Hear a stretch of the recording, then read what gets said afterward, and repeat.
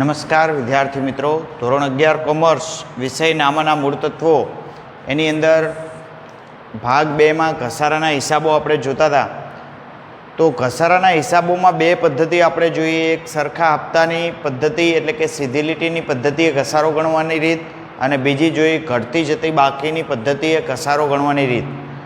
હવે એ આપણે એક સિમ્પલ રીત હતી એ તો ખબર પડી જાય, પણ હજુ અમુક સમયે અમુક યંત્ર વેચી દે તો એ વેચાણની શું આમનોંધ થાય, એ વેચે તો એની કઈ રીતે ઘસારા ઉપર અસર થાય, નફો થાય છે કે નુકસાન થાય છે, એવી એક રીતનો એક દાખલો આપણે જોવાનો છે કે ભાઈ યંત્ર ખરીદે છે અને પછી એ ઘસારો ગણી અને યંત્ર વેચી દે છે, તો વેચાણ વખતે શું આમનોંધ થાય, એની યંત્ર ખાતું કેવી રીતે બનાવાય, એની આમનોંધ કેવી રીતે લખાય, તો એવી એક એવો દાખલો આપણે જોવાનો છે.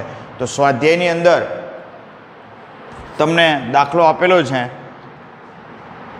સ્વાધ્યાયની અંદર પેજ નંબર 66 ઉપર રકમ આપી છે. હંસા મિલ્સના ચોપડામાં તારીખ 1/4/13ના રોજ યંત્ર ખાતાની બાકી 36,000 છે.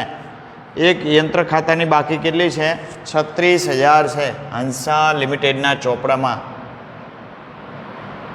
હંસાના ચોપડે યંત્રની બાકી 36,000 છે.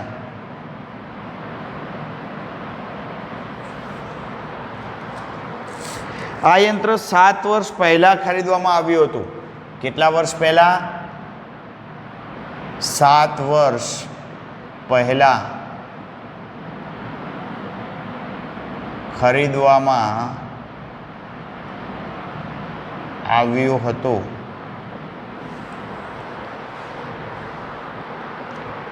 તારીખ 31/3/14ના રોજ યંત્ર તેની ચોપડે કિંમત પર 30% નફા સાથે વેચી દેવામાં આવ્યું.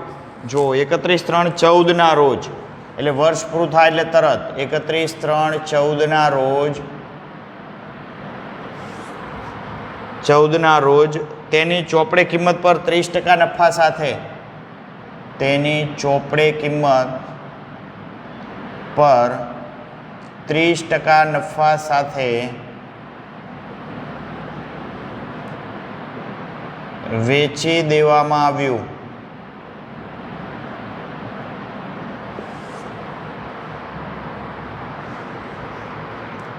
કંપની દર વર્ષે 10% લેખે સીધી લીટીની પદ્ધતિએ ઘસારો ગણે છે. ઘસારો 10% લેખે સીધી લીટી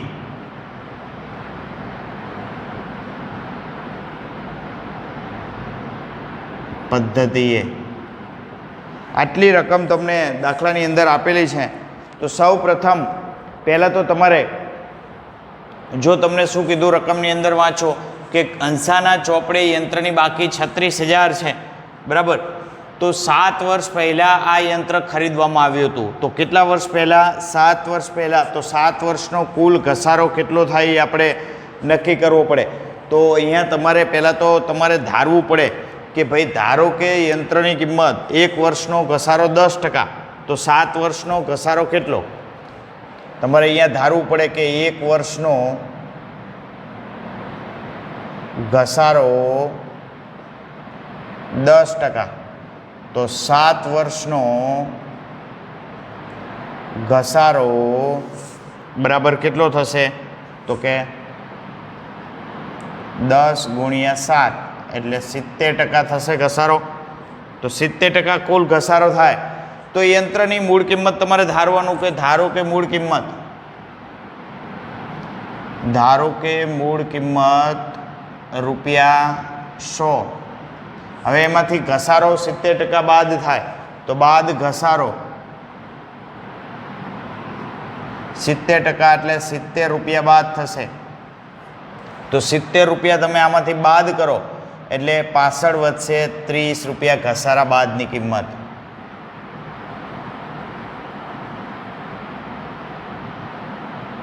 તો અહીંયા મૂળ કિંમત શા માટે શોધવી પડે? કારણ કે પડતર કિંમત ઉપર ચોપડે કિંમત પર 30% નફા સાથે તમે વેચી દીધું છે તો ઘસારો ગણાય છે ચોપડા કિંમત ઉપર. તો ચોપડે કિંમત આપણે શોધવી પડે, મૂળ કિંમત શોધવી પડે. તો 30 રૂપિયા ઘસારા બાદ કિંમત હોય. તમને અહીંયા ઘસારા બાદ કિંમત આપી. જો અંસાના ચોપડે યંત્રની બાકી 36,000 છે અને એ કઈ તારીખના રોજની આપેલી છે? તારીખ 1/4/13 રોજની.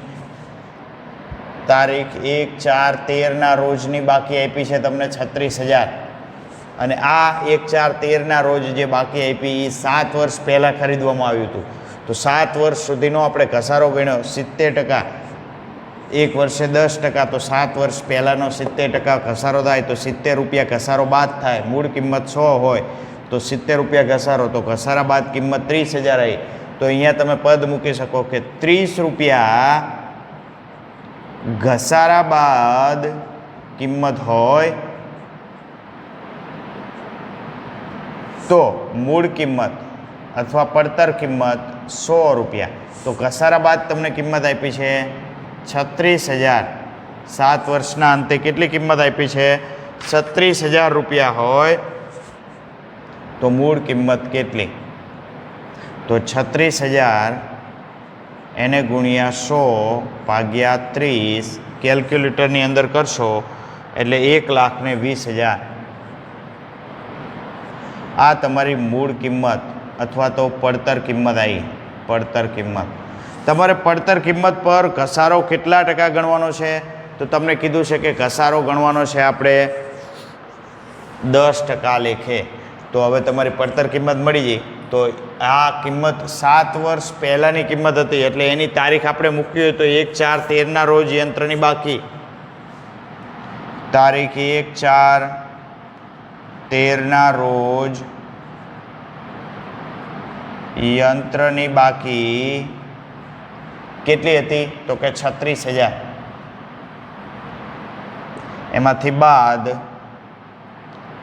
31/3/14 રોજ ઘસારો. સીધી લીટીની પદ્ધતિએ કીધું છે તમને. તો પડતર કિંમત 1,20,000 તો એના ઉપર ઘસારો 10%. એટલે 10% એટલે 1,20,000 ગુણ્યા 10% એટલે 12,000 રૂપિયા ઘસારો થશે. એટલે ઘસારા બાદની કિંમત વધશે 24,000. 24,000. હવે તમને એવું કીધું છે કે આ યંત્ર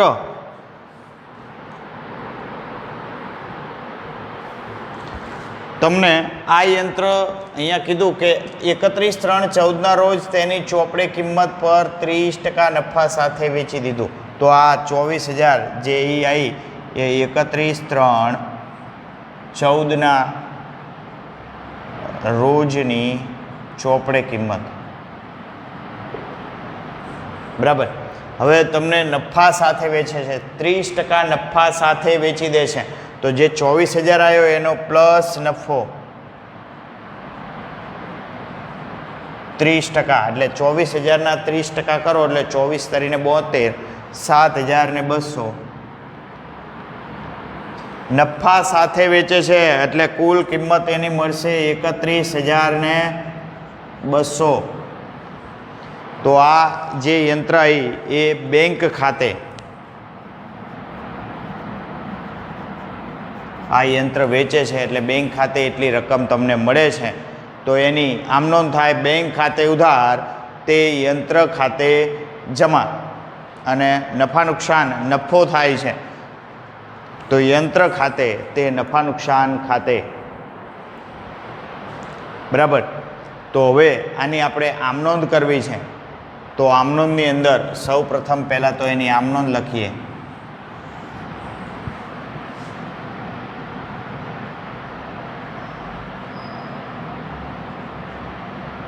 એમાં તારીખ, વિગત,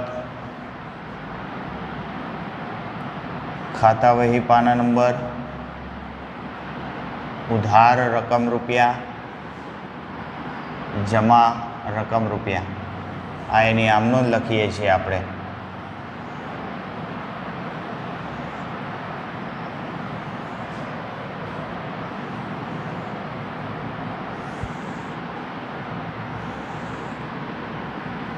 તો સૌથી પહેલી આમ નોંધ આપણે ઘસારાની કરીએ, કારણ કે અહીંયા યંત્ર ખરીદતા નથી, યંત્રની તો બાકી આપેલી છે તમને, બરાબર. એટલે યંત્રની બાકી હોય એટલે એની બીજું કંઈ લખવાની જરૂર છે નહીં. જો ખરીદતા હોય તો ખરીદીની નોંધ આવે. તો પહેલાં તો વર્ષના અંતની આમ નોંધ 31/3/14. પહેલી ઘસારાની આમ નોંધ, ઘસારા ખાતે ઉધાર તે યંત્ર ખાતે જમા.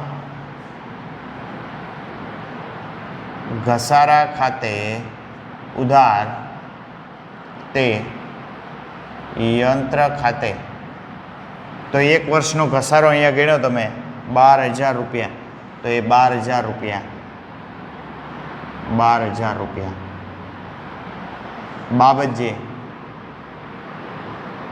બાબત જે શું લખાશે?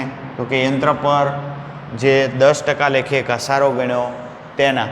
અને બીજી આમ નોંધ એટલે ઘસારા ખાતું બંધ કરવાની આમ નોંધ 31/3/14 રોજ નફા નુકસાન ખાતે ઉધાર તે ઘસારા ખાતે. ઘસારા ખાતું બંધ કરો એટલે 12,000 12,000. અને બાબત જે શું લખાશે? તો કે ઘસારા ખાતું બંધ કરી નફા નુકસાન ખાતે લઈ ગયા તેને. અને એના પછીની આમ નોંધ એટલે યંત્રનું શું તમે કરો છો? વેચાણ કરો છો, યંત્ર વેચો છો એટલે રૂપિયા મળે છે. તો બેંક ખાતે ઉધાર તારીખ 31/3/14 રોજ યંત્ર વેચી દો છો એટલે બેંક ખાતે ઉધાર. અને તે યંત્ર જાય છે એટલે યંત્ર ખાતે જમા. એની રકમ કેટલામાં વેચો છો? તો કે 31,200ની અંદર. તો અહીંયા 31,200 31,200. એની બાબત જે શું થાય? તો કે યંત્ર 31/3/14 રોજ કેટલા ટકા નફો? તો કે 30% નફા સાથે વેચી દીધું તેના. ત્યાર પછી એની આમ નોંધ યંત્ર ખાતે તે નફા નુકસાન ખાતે. હવે તમને અહીંયા શું થાય છે? નફો થાય છે. તમને નુકસાન જ્યું કે નફો થયો? તો કે નફો 7,200નો નફો થાય છે. એ નફો તમારે લઈ જવાનો છે નફા નુકસાન ખાતે. યંત્ર વેચતા નફો, યંત્ર વેચતા નુકસાન હોત તો ઉધાર બાજુ, યંત્ર વેચતા નફો છે એટલે જમા બાજુ. તો યંત્ર ખાતે 31/3/14 રોજ એની આમ નોંધ થશે યંત્ર ખાતે ઉધાર તે નફા નુકસાન ખાતે જમા. યંત્ર ખાતે ઉધાર તે નફા નુકસાન ખાતે.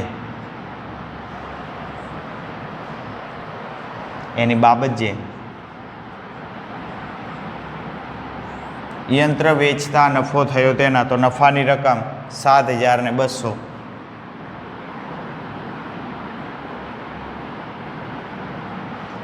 હવે તમે અહીંયા એનો સરવાળો કરશો એટલે કુલ સરવાળો મળશે. યંત્ર વેચી દો છો એટલે આગળ આમ નોંધ આવશે નહીં. 31/3 પહેલા જ વર્ષે યંત્ર વેચી દો છો તો એનો સરવાળો કેલ્ક્યુલેટરની અંદર તમે કરશો એટલે 62,400 સરવાળો આવશે. 62,400 62,400. હવે તમને રકમની અંદર આગળ કીધું છે કે ભાઈ શું શું બનાવવાનું છે? તો કે ઉપરની વિગતો પરથી જરૂરી આમ નોંધ લખો અને યંત્ર ખાતું તૈયાર કરો. તો આમ નોંધ લખી અને યંત્ર ખાતું બનાવવાનું છે. તો યંત્ર ખાતું બનાવો. હંસા મિલ્સની કાદવની અંદર યંત્ર ખાતું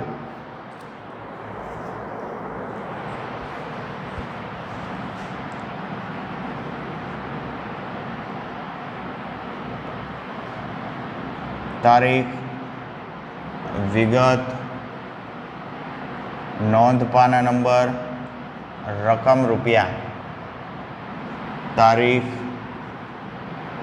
વિગત, નોંધ પાના નંબર,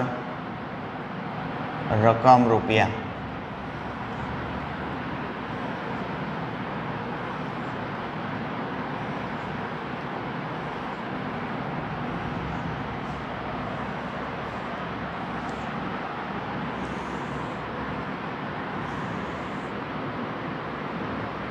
જમા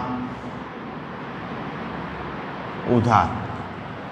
હવે પહેલાં તો યંત્ર ખાતું બનાવવું છે, તો અહીંયા તમને યંત્રની બાકી આપી છે, યંત્ર ખરીદતા નથી. 1/4/13 રોજ યંત્રની બાકી 36,000 છે, તો અહીંયા પહેલાં જ લખશો 1/4/13 બાકી આગળ લાવ્યા યંત્ર ખાતામાં, રકમની અંદર 36,000. ત્યાર પછી આમનોંધ ઉપરથી એની ખતવણી કરતા જાઓ, તો કે આમનોંધની અંદર તમને કીધું કે ઘસારા ખાતે ઉધાર તે યંત્ર ખાતે જમા, તો યંત્ર ખાતામાં જમા બાજુ તારીખ 31/3/14 રોજ 31/3/14 ઘસારા ખાતે કેટલો ઘસારો ગણ્યો, તો કે 12,000 રૂપિયા. 12,000 રૂપિયા. જરૂરી આમનોંધ લખીને યંત્ર ખાતું જ બનાવવાનું કીધું છે, ઘસારા ખાતું બનાવવાનું નથી. જો કીધું હોત તો આપણે ઘસારા ખાતું બનાવે. ત્યાર પછી બીજી આમનોંધ નફા નુકસાન ખાતે ઉધાર તે ઘસારા ખાતે જમા, તો આની નોંધ અહીંયા ક્યાંય થાય નહીં. ત્યાર પછી ત્રીજી આમનોંધ બેંક ખાતે ઉધાર તે યંત્ર ખાતે જમા, તો યંત્ર ખાતામાં જમા બાજુ બેંક ખાતે તારીખ 31/3/14 બેંક ખાતે કેટલામાં વેચો છો, તો 31,200. અને બીજી એના પછીની આમનોંધ યંત્ર ખાતે ઉધાર તે નફા નુકસાન ખાતે 7,200, તો યંત્ર ખાતામાં ઉધાર બાજુ તારીખ 31/3/14 નફા નુકસાન ખાતે રકમની અંદર 7,200. બરાબર. તો બંને બાજુ શું કરવાનો, સરવાળો કરવાનો. હવે યંત્ર ખાતું વર્ષના અંતે બંધ કરો છો, એટલે બંને બાજુ સરવાળો કરો.